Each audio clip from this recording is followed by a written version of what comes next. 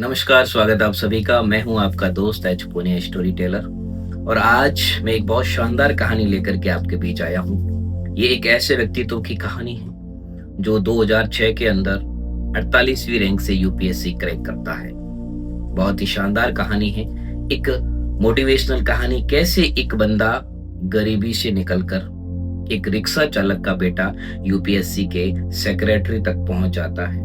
ये वही कहानी है जो हम सबको मोटिवेट करती है। नारायण जायसवाल उनके पिताजी का नाम था। वो एक रिक्शा चालक थे। हालांकि उनके पास पहले बहुत सारे रिक्शा हुआ करते थे और फिर उनकी बच्चे की पढ़ाई के लिए यानी गोविंद जायसवाल की पढ़ाई के लिए उन्हें सारे रिक्शे बेचने पड़े और एक रिक्शा उनके पास था। उसी से चलाते और उससे उनका घर चलता, गोविंद जायसवाल की पढ़ाई चलती। कहते हैं कि नई दिल्ली में रहने के दौरान गोविंद जायसवाल के पास दिन में एक टिफिन आता था और उस एक टिफिन से वो 2 टाइम भोजन करते थे। यानी 2 टाइम भोजन नहीं आता था, सिर्फ एक टिफिन आता था और उस एक टिफिन से वो 2 टाइम भोजन करते थे।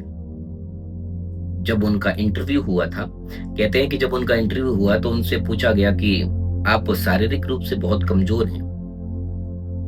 तो उन्होंने कहा था कि मैं शारीरिक रूप से कमजोर हो सकता हूं, लेकिन मैं मानसिक रूप से बिल्कुल भी कमजोर नहीं हूं। तो ये कहानी हमें क्या कहती है कि सन 1995 में गोविंद जायसवाल की मां का देहांत हो जाता है। सुनना बहुत ध्यान से कि 1995 में उनकी मां का देहांत हो जाता है। अब गोविंद जायसवाल के पिताजी जो थे, उनके पास 4-5 रिक्शे हुआ करते थे जिनको वो किराए पे दिया करते थे। लेकिन परिवार में ऐसी आर्थिक स्थिति आ गई कि उनके पिताजी को सारे ऑटो रिक्शा बेचने पड़े और उन्होंने सिर्फ अपने पास एक ऑटो रिक्शा रखा।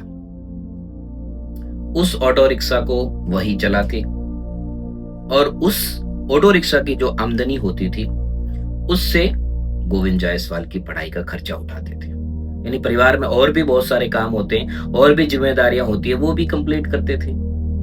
कहते हैं कि एक बार गोविंद जायसवाल अपने दोस्त, किसी अमीर दोस्त के घर पर था और उस अमीर दोस्त के घर से उनको यह कह के निकाल दिया गया कि तुम्हारे पिताजी रिक्शा चलाते हैं। और यही बात उनके दिमाग में बैठ गई, यही बात उनके दिमाग में ठन गई कि अब मैं एक ऐसे पद पर जाऊंगा कि पूरे जिले में राज करूंगा, कि मैं पूरे जिले में डीएम बन के या किसी अच्छे पद पर आकर के मैं वापस अपना मुंह दिखाऊंगा। उसी दिन से वो ठान लेते हैं, उसी दिन से वो ठान लेते हैं और रिजल्ट आता है सन 2006 में। कहते हैं कि सन 2006 में गोविंद जायसवाल का 48वीं रैंक से सिलेक्शन हो गया था। माना अगम अगाध सिंधु है, संघर्षों का पार नहीं है, किंतु डूबना मझधारों में साहस को स्वीकार नहीं है। नहीं, आप कह सकते हैं कि एक आदमी को गरीबी कितना परेशान कर सकती है, हद से ज्यादा तक परेशान कर सकती है, लेकिन कितना भी परेशान करे वो आपकी सफलता के आड़े नहीं आ सकती। अगर आप ठान लेते हैं, अगर आप अपनी जिद पूरी करने में लग जाते हैं, तो गरीबी, आपकी आर्थिक स्थिति, आपकी सामाजिक आर्थिक कितनी भी समस्याएं आपके जीवन में हो, लेकिन अगर आप ठान लेते हैं तो वो आपके जीवन में बाधा नहीं बन सकती। गोविंद जायसवाल का जब इंटरव्यू हुआ और इंटरव्यू के अंदर उन्होंने कहा कि कौन सी चीज आपको सबसे ज्यादा प्रेरणा प्रदान करती थी, आप किसे अपना मोटिवेशन मानते हैं, किसे अपना प्रेरणा का गुरु मानते हैं।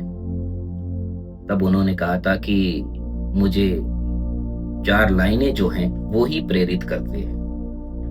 उन्होंने कहा कि ऐसी कौन सी 4 लाइनें जो आपको हमेशा प्रेरित करती है, जिनसे आप बहुत ज्यादा मोटिवेट होते हैं। तो उन्होंने कहा था कि मैं तूफानों में चलने का आदी हूं, तुम मत मेरी मंजिल आसान करो। है फूल रोकते कांटे मुझे चलाते, तुम मेरे पथ के हर कण कण को पाषाण करो।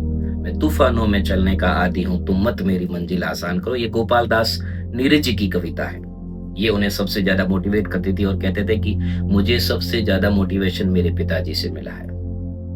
उनकी इतनी कठिनाइयां, उनको इतना कठिन परिश्रम करते देखा है कि उनके परिश्रम के आगे मेरा परिश्रम कुछ भी नहीं है। मैं जब भी तैयारी करता था और जब भी मैं डीमोटिवेट होता था तो मुझे मेरे पिताजी का ही वो परिश्रम दिखता था कि वो अभी भी काम कर रहे होंगे तो मैं क्यों सोऊंगा।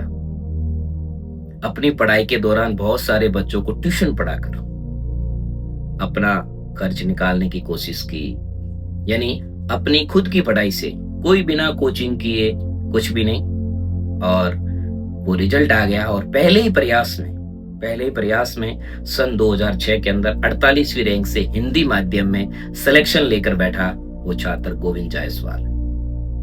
उन पर एक मूवी भी बन चुकी है, अगर आप देखना चाहते हैं तो, अब दिल्ली दूर नहीं, ये मूवी उन्हीं पर बनी है।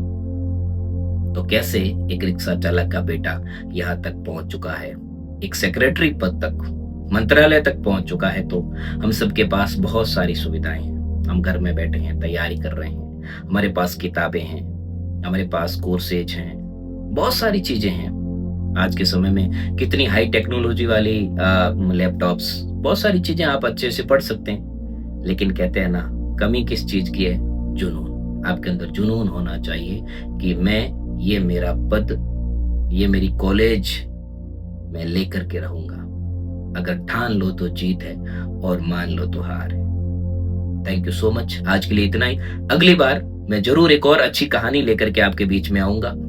मेरे चैनल को जरूर सब्सक्राइब करना, लाइक करना और शेयर करना। Thank you so much.